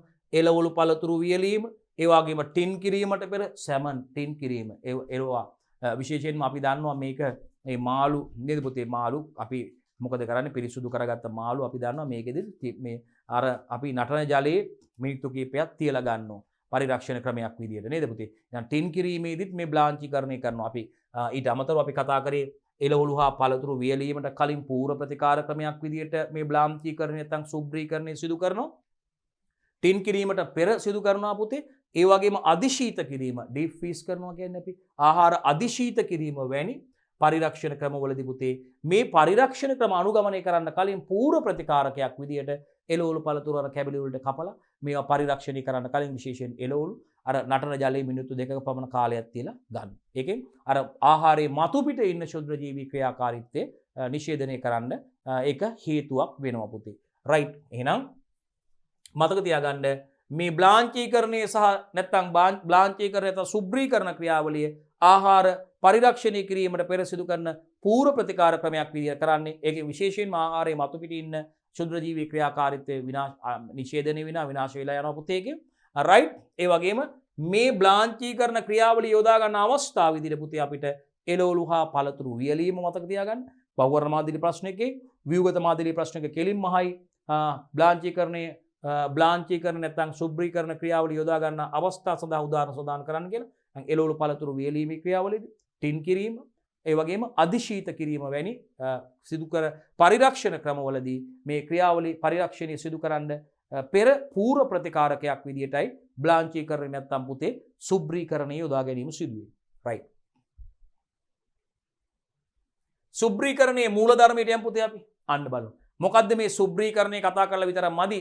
අපි දැන් බලන්නේ මොකද්ද සුබ්‍රීකරණයේ මූලධර්මය කියලා පුතේ. අපි යනවා ප්‍රින්සිපල් එකට සුබ්‍රීකරණයේ මූලධර්මයට යනවා පුතේ. රයිට්. ආහාරයේ පවතින ස්වභාවික එන්සයිම අක්‍රිය කිරීම. සුබ්‍රීකරණයේ මූලධර්ම එකක් තමයි ආහාරයේ තියෙන ස්වභාවික එන්සයිම අක්‍රිය කිරීම. අන්න බලන්න අපි කියපු කරුණුකුත් තියෙනවා. පෘෂ්ඨය මතු පිට ඇති ශුද්‍ර ජීවීන් විනාශ කිරීම. අන්න බලන්න ඒකනේ වේලන්න කලින් කපලා සෙල්සියස් අංශක 100 නටන ජලයේ විනාඩි මිනිත්තු 2ක් දාන්නේ තියන්නේ. මොකද වෙන්නේ? සර්ෆේස් එකේ ආහාරයේ මතු පිට ඉන්න ශුද්‍ර ජීවීන් මේකෙන් මොකද වෙන්නේ? විනාශ වෙනවා. අන්න බලන්න. පෘෂ්ඨය මතු පිට ඇති ශුද්‍ර ජීවීන් විනාශ කිරීම. රයිට්. ඊළඟට ආහාර අංශු අතර වාතය ඉවත් කිරීම. අන්න බලන්න. ආහාර අංශු අතර රැඳිලා තියෙන වාතය ඉවත් කරලා දාන්නත් මේ ක්‍රමයේ සිදු කරනවා. හරි. ආහාර අංශු අතර වාතය ඉවත් කිරීම පුතේ. ඒ වගේම ඊළඟ කරුණ තමයි ආහාරයේ පරිමාව අඩු කරන්න. බ්ලාන්චීකරණය නැත්නම් සුබ්‍රීකරණයේ මූලධර්මයක් තමයි පුතේ මේ. සුබ්‍රීකරණයේ තවත් ප්‍රින්සිපල් එකක් තමයි පුතේ ආහාරවල මොකද? ආහාරයේ පරිමාව අඩු කරගන්න. බ්ලාන්චීකරණයේ මූලධර්මයක් තමයි ආහාරයේ පරිමාව අඩු කරගන්න. රයිට්. ඒ ටිකත් අතිශයින්ම වැදගත්. සුබ්‍රීකරණයේ නැත්නම් බ්ලාන්චීකරණයේ මූලධර්ම සඳහන් කරන්න කියලා ව්‍යුහගත මාදිලී ප්‍රශ්නයක් අහන්න පුළුවන්. එහෙම නැත්නම් බහුවර්ණ ප්‍රශ්නයක් අහන්න පුළුවන්. සුබ්‍රීකරණය නැත්නම් බ්ලාන්චීකරණයේ මූලධර්මයක් වනුයේ කියලා අහන්න පුළුවන්. මතකද ප්‍රධානම කරුණ ටික ආහාරයේ ඉන්න මතු පිට ශුද්‍ර ජීවීන් විනාශ කරන එක. ආහාරයේ පවතින ස්වභාවික එන්සයිම අක්‍රිය කිරීම. ඒ වගේම ආහාර අංශු අතර තියෙන වාතය ඉවත් කිරීම සහ ආහාරයේ පරිමාව ඉවත් කිරීම පුතේ හඳුන්වන්න පුළුවන්. ආහාරයේ පරිමාව අඩු කිරීම හඳුන්වන්න පුළුවන් පුතේ. රයිට්. බලන්න. දැන් බලන්න යන්නේ මේ බ්ලාන්චීකරණය සිදු කරන ආකාරය පුතේ. රයිට්. දැන් අපි බ්ලාන්චීකරණය සිදු කරන ආකාරයට බ්ලාන්චීකරණය කියන්නේ මොකක්ද කිව්වා? බ්ලාන්චීකරණයේ මූලධර්ම ටික කතා කරා පුතේ. අපි දැන් බලන්න යනවා පුතේ බ්ලාන්චීකරණය සිදු කරන ආකාරය එකක් දන්නවා අපි. මොකද්ද දන්නේ එක? සෙල්සියස් අංශක 100 පමණ නටන ජලයේ මිනිත්තු 2ක් විතර ආහාරය දාලා ගන්න. ඊට පස්සේ විජලනය කරන්න පුළුවන්, වේලන්න පුළුවන්, විජලන යන්ත්‍ර වලට දාන්න පුළුවන්. ඒ කටයුත්ත කරන්න පුළුවන්. එහෙනම් බලමු අපි එවැනි දේවල් තියෙන්නේ කියලා. එකක් අපි දන්න දේ තියෙනවද බලමු. ඔව් මෙන්න අපි දන්න දේ තියෙනවා. බ්ලාන්චීකරණය සිදු කරන ආකාරය බලන්න අපි දන්න එක උණු ජලය මගින් බ්ලාන්චීකරණය අපි කියනවා hot water blanching.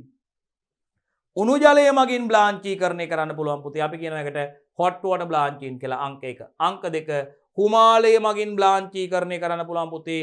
ස්ට්‍රීම් බ්ලාන්චින් කියලා කියනවා. හුමාලය මගිනුත් පුතේ මේ ආහාරය බ්ලාන්චීකරණය කරන්න පුළුවන් පුතේ. ඊළඟට පුතේ ශුද්‍ර තරංග මගින් බ්ලාන්චීකරණය කරන්න පුළුවන් පුතේ. මයික්‍රෝවේව්ස් නේද පුතේ? ශුද්‍ර තරංග මගින් බ්ලාන්චීකරණය කරන්න පුළුවන්. එහෙනම් බලන්න පුතේ අංක 1 අපි දන්න දේ උණු ජලය මගින් බ්ලාන්චීකරණය hot water blanching. මතකද සෙල්සියස් අංශක 100 පවතින උණුසුම් ජලයේ මිනිත්තු 2ක් පමණ ගිල්වලා ගන්න.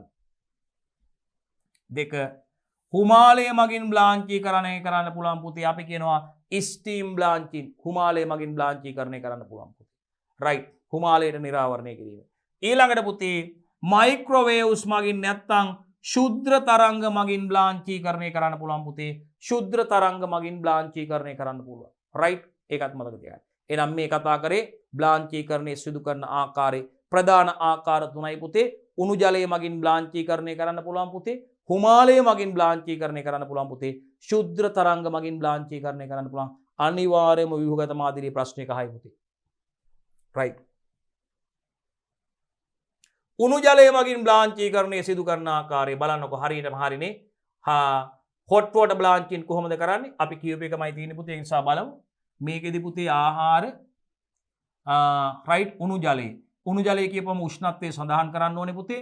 සෙල්සියස් අංශක 100 උෂ්ණත්වයේ තියෙන ජලයේ පුතේ මිනිත්තු කිහිපයක් එන්සයිම අක්‍රීය වනතුරු ගිල්වීම සිදු කරනවා. මිනිත්තු 2ක් විතර කාලයක්.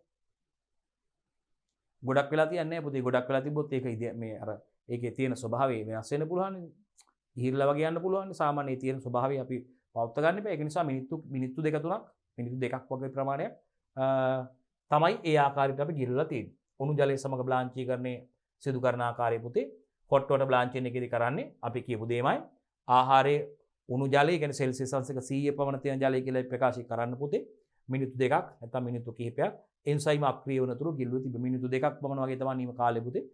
මිනිත්තු කිහිපයක් එන්සයිම අක්‍රීය වනතුරු මේ ආහාර ගිල්වීම සිදු කරනවා පුතේ. ඊට පස්සේ මේ ආහාරය දලක් වගේ දේවල් භාවිත කරලා අපිට අරගෙන ජලයේ පෙරලා අවශ්‍ය අර තැටි වල දාලා වියලනවල වියලා ගැනීම සිද්ධ කරන්න පුළුවන්. ඒ වගේම හුමාලය මගින් බ්ලාන්චීකරණය පුතේ බලමු ස්ටීම් බ්ලාන්චින් කියන්නේ මොකක්ද කියලා. රයිට් බලන්න පුතේ හුමාලය මගින් බ්ලාන්චීකරණය නැත්නම් අපි කියනවා ඒකට මොකද්ද? ස්ටීම් බ්ලාන්චින් කියලා කියනවා පුතේ. ඊළඟට මේකෙදි පුතේ ආහාරය හුමාලයට විනාඩි 1ක් පමණ නිරාවරණය කරනවා. අන්න බලන්න හුමාලය. වේප එකනේ ඈ වේප. රයිට් මේකෙදි ආහාරය හුමාලයට විනාඩියක් පමණ නිරාවරණය කරනවා පුතේ. මේකෙදි 100.1 SMS. කවුද මේ SMS කියන්නේ? සෝඩියම් මෙටාබයිසල්ෆයිඩ් ද්‍රාවණයකට පුතේ නිරාවරණය කිරීම තුළින් එළවලු වල වර්ණය ඒ අයුරින්ම රැක ගන්න පුළුවන්. අන්න බලන්න විශේෂත්වය. හුමාලය මගින් බ්ලාන්චීකරණය නැත්නම් ස්ටීම් බ්ලාන්චින් වලදී පුතේ මේ ආහාරයේ හුමාලයට විනාඩියක පමණ කාලයක් නිරාවරණය කරනවා. මේ ක්‍රියාවලියේදී පුතේ 0.1% 0.1 SMS. කවුද මේ SMS කියන්නේ? සෝඩියම් මෙටාබයිසල්ෆයිඩ් පුතේ. ද්‍රාවණයකට නිරාවරණය කිරීම තුළින් පුතේ මොකද වෙන්නේ? එළවලු වල වර්ණය ඒ අයුරින්ම රැක ගන්න පුළුවන්. එළවලු වල වර්ණය ඒ අයුරින්ම රැක ගැනීම සඳහා පුතේ 0.1 SMS ද්‍රාවණයකට නිරාවරණය කරන්න අවශ්‍යයි. රයිට්. ශුද්‍ර තරංග මගින් බ්ලාන්චීකරණයත් අපි බලමු පුතේ මොකද්ද කියලා. මයික්‍රෝවේව් මගින් කොහොමද බ්ලාන්චීකරණය කරන්න කියලා. මේකෙදි පුතේ මයික්‍රෝවේව් උඳුනක ආහාරයේ විනාඩියක් පමණ තැබීම සිදු කරනවා. මයික්‍රෝවේව් උඳුනක මයික්‍රෝවේව් අවන්නේක ආහාරය විනාඩියක පමණ කාලයක් තිබීම සිදු කරනවා පුතේ. හරි හරි. ඒ වගේම රසායනික සංයෝග භාවිතයනුත් බ්ලාන්චීකරණය සිදු කරන්න පුළුවන් පුතේ. ඒක එච්චර ප්‍රචලිත නැහැ. ඒක එච්චර ප්‍රසිද්ධ නැහැ. හොඳයි පුතේ. එතකොට මේ රසායනික සංයෝග භාවිතේනොත් පුතේ බ්ලාන්චීකරණය සිදු කරන්න පුළුවන්. නමුත් පුතේ ඒක එච්චරම් ප්‍රචලිත ක්‍රමයක් විදිහට හඳුන්වන්නේ නැහැ. ඒ නිසා ඒ ගැන අපි විස්තරාත්මකව කතා කරන්න යන්නේ නැහැ. හොඳයි පුතේ. විශේෂයෙන්ම උසස් පෙළ ජෛව පද්ධති තාක්ෂණ වේදයේ 12 වෙනි ශ්‍රේණියේ 9 වන ඒකකයේ පුතේ මේ ආහාර පාඩම කියලා අපි එකට කියන්නේ නේද පුතේ? ආහාර සම්බන්ධයෙන් පුතේ ආහාර පරිරක්ෂණය සම්බන්ධයෙන් 9 වන ඒකකයේ දෙවන කොටස ආහාර පරිරක්ෂණයේ හැඳින්වීම සිදු කරා පුතේ අපි. ආහාර පරීක්ෂණයේ හැඳින්වීම කරලා මේ ආහාර පරිරක්ෂණයේ මූලධර්ම ගැන කතා කරා පුතේ. රයිට් මේ විවිධ මූලධර්ම ක්‍රම භාවිතා වන මූලධර්ම ක්‍රම කිහිපයක් භාවිතා කරලා ඒ සඳහා භාවිතා කරන ආහාර පරිරක්ෂණ ක්‍රම සහ ඊට උදාහරණ කතා කරා පුතේ. බ්ලාන්චීකරණ ක්‍රියාවලිය කතා කරා පුතේ. බ්ලාන්චීකරණ ක්‍රියාවලිය සිදු කරන ආකාරය ගැන කතා කරා. බ්ලාන්චීකරණය ගැන සිදු කරන ක්‍රම ටික ගැන දුවේ පුතේ කතා කරා. අපි ඊළඟ කොටසින් බලාපොරොත්තු වෙන අදවල පුතාලත් එක්ක සාකච්ඡා කරන්න මේ 9 වන ඒකකයේ දෙවන කොටසට අදාළව ආහාර පරිරක්ෂණ ක්‍රියාවලියට අදාළව මේ ආහාර පරිරක්ෂණ ක්‍රම පිළිබඳව අපි ඊළඟ කොටසින් දවල පුතාලත් එක්ක සාකච්ඡා කරන්න බලාපොරොත්තු වෙන දුවේ පුතේ.